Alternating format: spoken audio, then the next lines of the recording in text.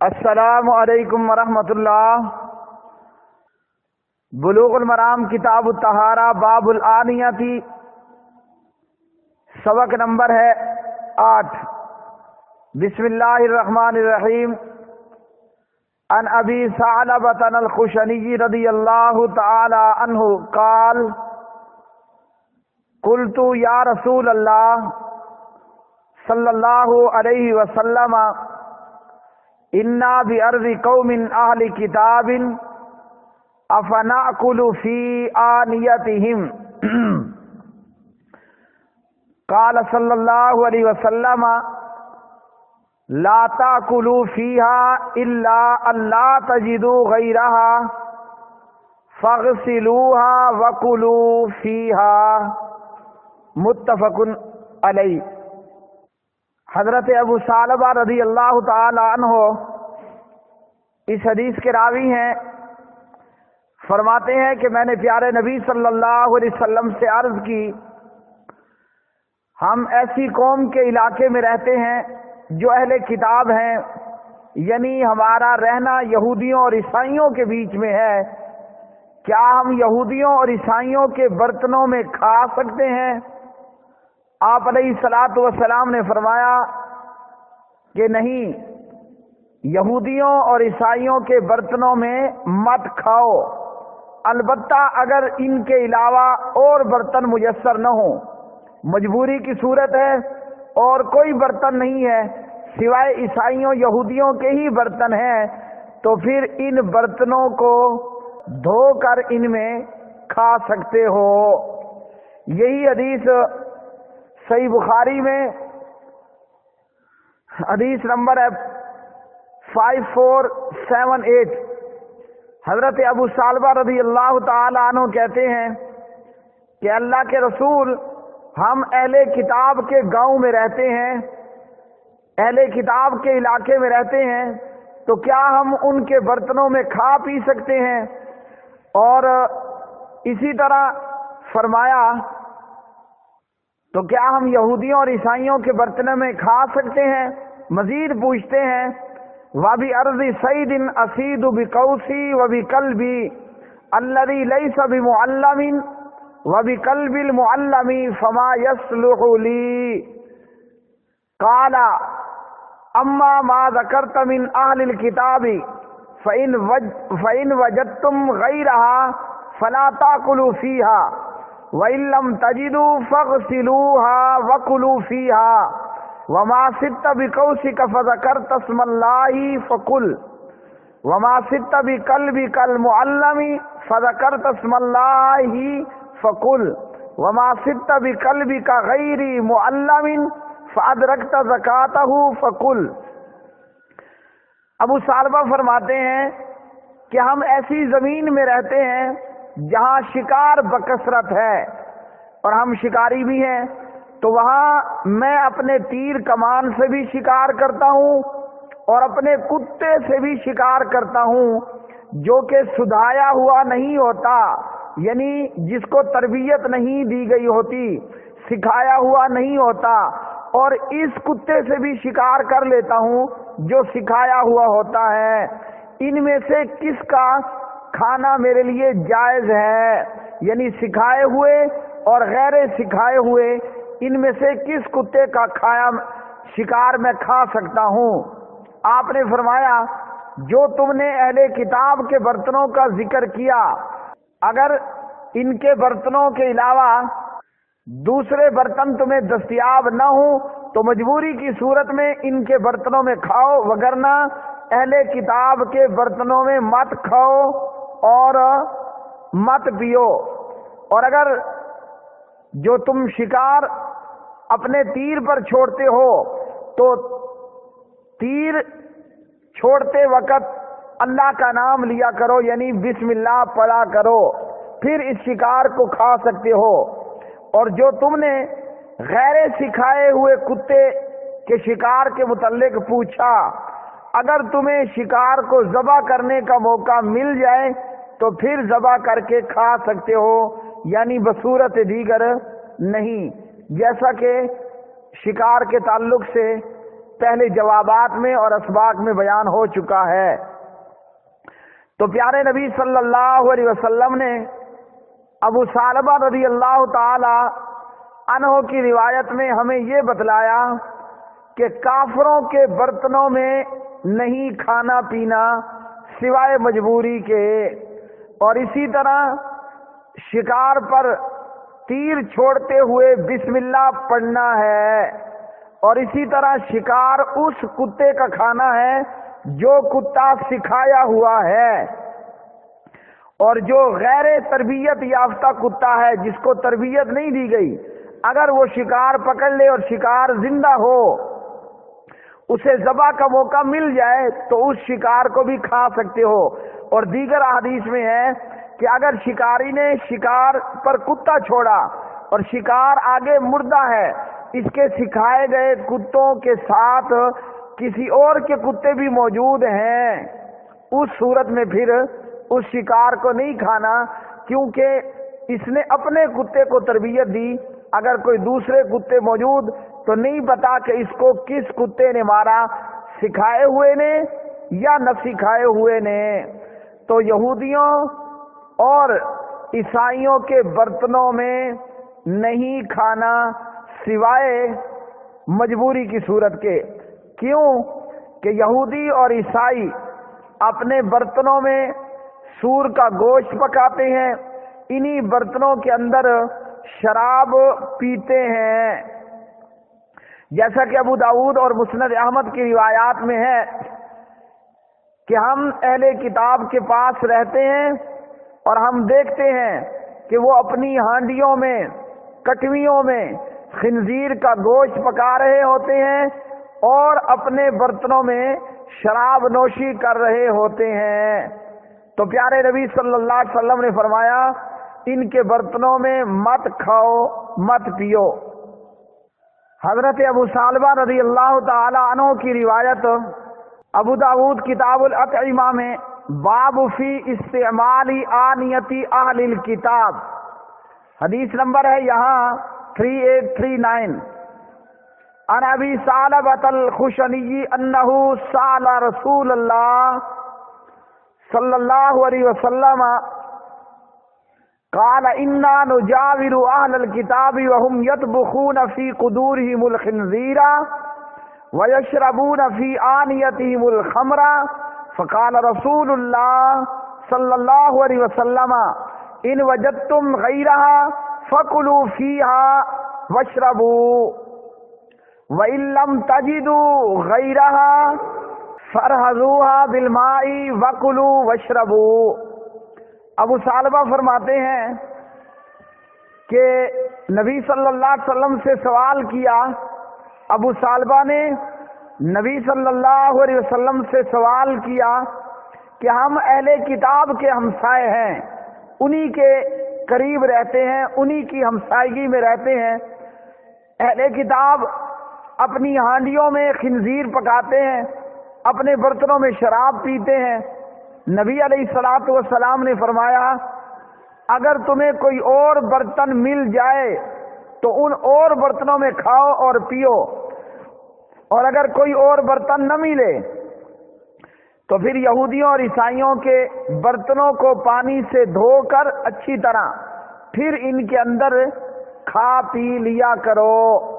تو ان حدیث سے یہ معلوم ہوا کہ یہودیوں اور عیسائیوں کے برتنوں کے اندر نہ کھانا ہے نہ پینا ہے، سوائے اضطراری حالت کے، مجبوری کی صورت میں جب اور کوئی چارہ نہ ہو تو پھر ان کو اچھی طرح صاف کر کے اس میں کھایا پیا جا سکتا ہے بامر مجبوری۔ کیوں کہ وہ شراب پیتے ہیں، برتنوں میں خنزیر کھاتے ہیں، اور آج تو ہم نے دیکھا کہ کتے اور گدے اور نامعلوم کیا کیا چیزیں کافر لوگ برتنوں میں کھا جاتے ہیں۔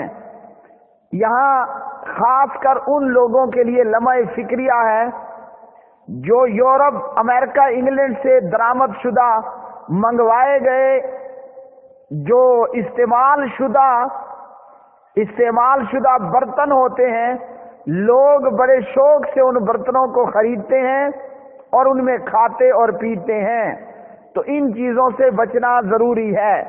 ہاں اگر پوری طرح یقین ہو، ہمارے پڑوس میں، ہمارے محلے میں کوئی ایسا یہودی، ایسا عیسائی رہتا ہے، یعنی امریکہ میں رہنے والے اور انگلینڈ میں رہنے والے لوگوں کے لیے بالخصوص یہ پیغام ہے، یا جو بھی آج مسلمان یورپ کے ایسے ممالک میں رہنے والا ہے جہاں اس کے گرد و پیش میں یہودی عیسائی ہیں، تو ایسے لوگوں کے لیے ان کو پوری احتیاط کرنی چاہیے۔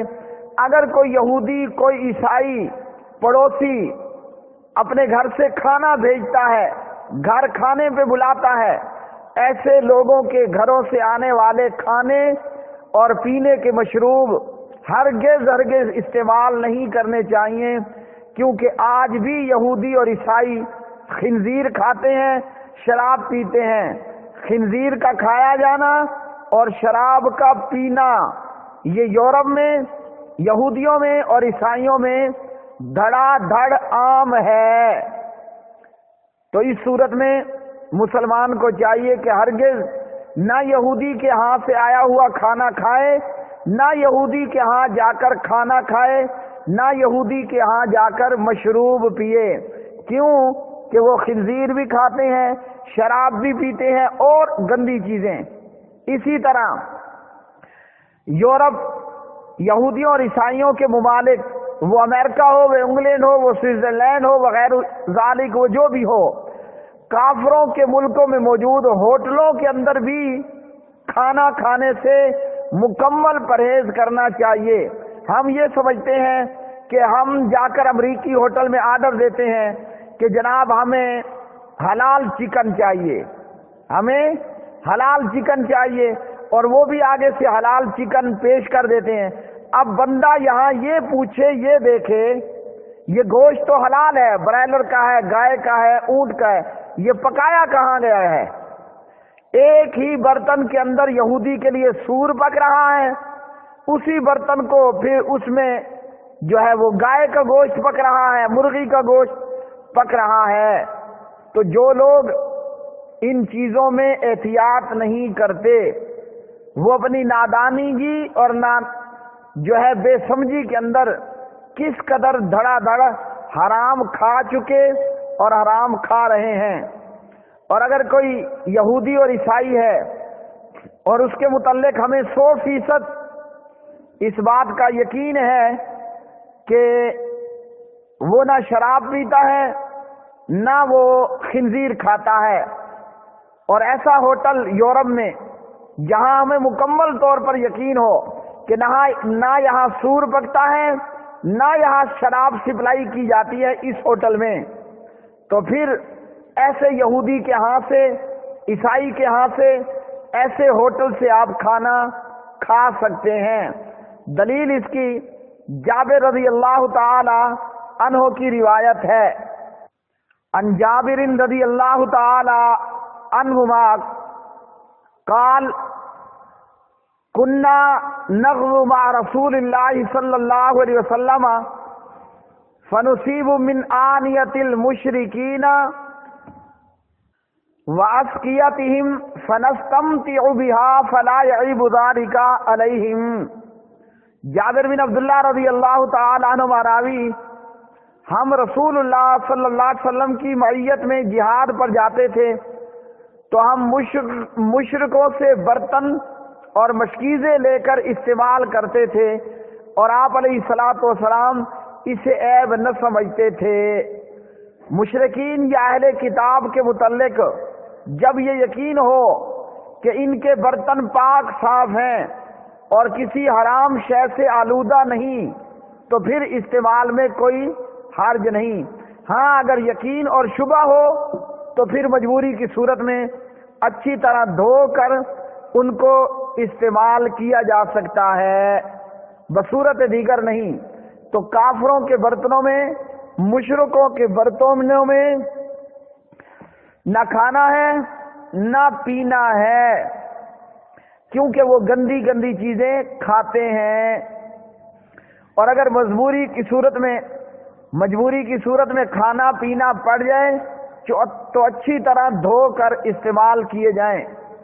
اگلی حدیث، عن عمران بن حسین رضی اللہ تعالی عنہما ان النبی صلی اللہ علیہ وسلم واصحابہ توضؤوا من مزادۃ امرأۃ مشرکۃ متفق علیہ۔ عمران بن حسین رضی اللہ تعالی عنہما راوی نبی صلی اللہ علیہ وسلم اور آپ کے صحابہ رضوان اللہ علیہم اجمعین نے ایک مشرکہ عورت کے مشکیزے سے وضو کیا۔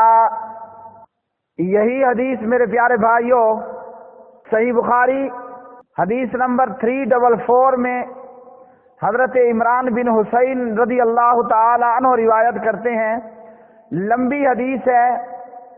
فرماتے ہیں کہ ہم ایک مرتبہ پیارے نبی صلی اللہ علیہ وسلم کے ہمراہ سفر میں تھے۔ جب رات کا آخری پہر ہوا تو ہم کچھ دیر کے لیے سو گئے، اور مسافر کے نزدیک نیند سے زیادہ میٹھی چیز کوئی نہیں ہوتی۔ ہم سوئے لیکن بیدار اس وقت ہوئے جب آفتاب کی کرنیں ہم پر پڑ رہی تھی، سورج کی گرمی سے ہم بیدار ہوئے، اور پیارے نبی صلی اللہ علیہ وسلم سو رہے تھے۔ تو حضرت عمر جب بیدار ہوئے، انہوں نے لوگوں کو یوں سوتے ہوئے دیکھا تو اونچی اونچی آواز سے اللہ اکبر کہنا شروع کر دیا۔ حضرت عمر کی آواز سے پیارے نبی صلی اللہ علیہ وسلم بھی بیدار ہو گئے، اور آپ صلی اللہ علیہ وسلم نے فرمایا کہ چلو یہاں سے کوچ کرو۔ تھوڑا سا چلنے کے بعد پیارے نبی صلی اللہ علیہ وسلم نے وضو کے لیے پانی منگوایا، وضو کیا، نماز کے لیے اذان دی گئی اور نماز پڑھی گئی۔ جب آپ علیہ الصلوۃ والسلام نماز سے فارغ ہوئے تو ایک گوشے میں تنہائی کے اندر بیٹھے ہوئے ایک صحابی کو دیکھا اور پوچھا کہ تجھے کیا معاملہ ہے، تو نے نماز کیوں نہیں پڑھی؟ یہ شخص کہنے لگا کہ میں جنبی ہوں، پانی موجود نہیں تھا۔ آپ صلی اللہ علیہ وسلم نے فرمایا کہ تجھے جو ہے پاک مٹی سے تیمم کرنا چاہیے تھا، وہ تجھے کافی تھی، یعنی پانی موجود نہیں ہے تو تیمم کر کے ہمارے ساتھ ہی نماز پڑھ لیتا۔ علیک بالصعید فإنہ یکفیک۔ نماز پڑھنے کے بعد پھر پیارے نبی صلی اللہ علیہ وسلم چلے تو لوگوں نے آپ سے پانی کی پیاس کی شکایت کی کہ ہم پیاسے ہیں۔ پیارے نبی صلی اللہ علیہ وسلم نے حضرت مولا علی رضی اللہ تعالی عنہ کو اور ایک اور شخص کو بھیجا کہ جاؤ پانی تلاش کر کے لاؤ۔ چنانچہ یہ دونوں روانہ ہوئے۔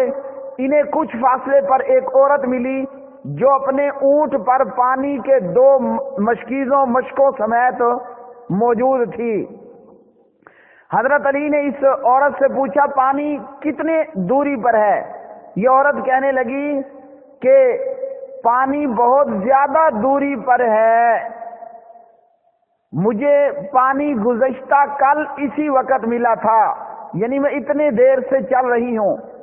حضرت علی اس عورت کو لے کر پیارے نبی علیہ الصلوۃ والسلام کے پاس پہنچے تو یہ عورت حضرت علی سے کہنے لگی کیا وہ شخص ہے اس کے پاس مجھے لے کر جا رہے ہو جسے بے دین کہا جاتا ہے؟ حضرت علی نے کہا تم چلو۔